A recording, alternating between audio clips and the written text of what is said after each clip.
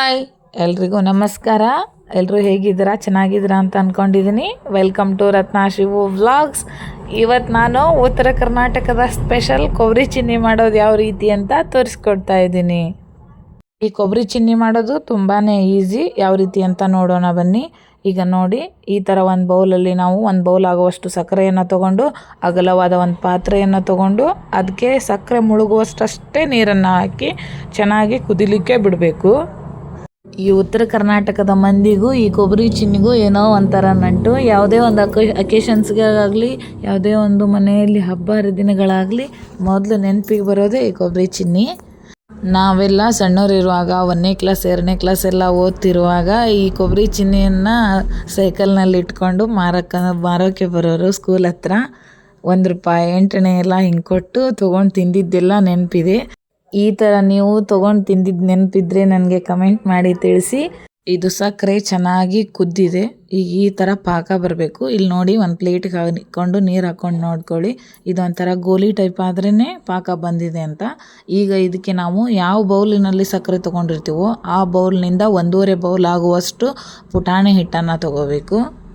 ಈ ಪುಟಾಣಿ ಹಿಟ್ಟನ್ನು ಹಾಕಿ ಕೈ ಬಿಡದೆ ಚೆನ್ನಾಗಿ ಮಿಕ್ಸ್ ಮಾಡಬೇಕು. ಗಂಟುಗಳಾಗಲಿಲ್ದಂಗೆ ನಾವು ಚೆನ್ನಾಗಿ ಇದನ್ನ ಮಿಕ್ಸ್ ಮಾಡಬೇಕು. ನೆಕ್ಸ್ಟ್ ನಾವು ಮೊದಲೇ ರೆಡಿ ಮಾಡಿ ಇಟ್ಕೊಂಡಿರೋ ಅಗಲವಾದ ಪಾತ್ರೆಗೆ ಇದನ್ನ ಚೆನ್ನಾಗಿ ಯಾವುದೇ ಗಂಟುಗಳಿಲ್ಲದೆ ಕಲಸಿಂದ ಹೋಗಿ ಆ ಪಾತ್ರೆಗೆ ಈ ಪ್ಯಾಟ್ರನ್ನ ಸುರಿಬೇಕು. ಇನ್ಸ್ಟಂಟಾಗಿ ಕೇವಲ ಒಂದು 10 ನಿಮಿಷದಲ್ಲಿ ಹುಡುಗರಿಗೆ ಯಾವುದಾದ್ರೂ ಸ್ವೀಟ್ ಬೇಕು ಅಂತ ಕೇಳ್ತಾ ಇದ್ದರೆ ಇದನ್ನ ತಟ್ಟಂತ ಮಾಡಿಕೊಟ್ಬಿಡ್ಬೋದು. ಅಗಲವಾದ ಪಾತ್ರೆಯನ್ನು ತೊಗೊಂಡ್ರೆ ಇದು ಕೊಬ್ಬರಿ ಚಿನ್ನಿ ತೆಳುವಾಗಿ ತಿನ್ನೋಕ್ಕೂ ಟೇಸ್ಟಿಯಾಗಿ ಬರುತ್ತೆ. ಈ ಥರ ಅಗಲವಾದ ಪಾತ್ರೆಗೆ ಹಾಕಿ ಇದನ್ನ 1-2 ಸರಿ ಅಳಗಾಡಿಸ್ಬೇಕು. ಅದೇ ಅಗಲಾಗುತ್ತೆ. ಈ ಥರ ನಾವು ಇದನ್ನು ಅಳಗಾಡ್ಸೋದು ಸ್ವಲ್ಪ ಲೇಟ್ ಮಾಡಿದ್ರೂ ಅಲ್ಲೇ ಗಟ್ಟಿ ಆಗಿಬಿಡುತ್ತೆ. ಅದಕ್ಕೆ ಪಟಾಪಟನೆ ಮಾಡಬೇಕು. ನೆಕ್ಸ್ಟ್ ಇದ್ರ ಮೇಲೆ 1-2 ಪುಟಾಣಿಗಳನ್ನು ಸುರಿಬೇಕು ಡೆಕೋರೇಷನ್ಗೆ.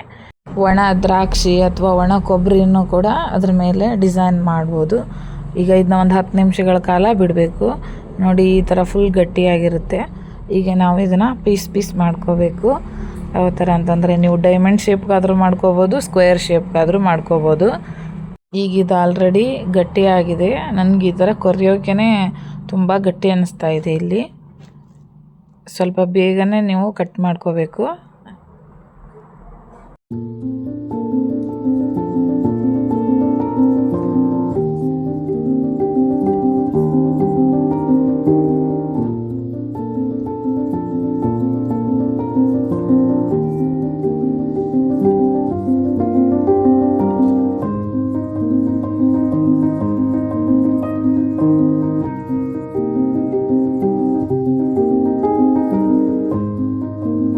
ಈ ಥರ ಕಟ್ ಮಾಡಿ ಪೀಸ್ ಮಾಡ್ಕೊಂಡ್ರೆ ಮುಗೀತು. ಕೊಬ್ಬರಿ ಚಿನ್ನಿ ತಿನ್ನೋಕ್ಕೆ ರೆಡಿ ಆದವು. ಇದೇ ಥರ ನೀವು ಒಂದ್ಸಲ ಟ್ರೈ ಮಾಡಿ, ತುಂಬಾ ಚೆನ್ನಾಗಿ ಬರುತ್ತೆ.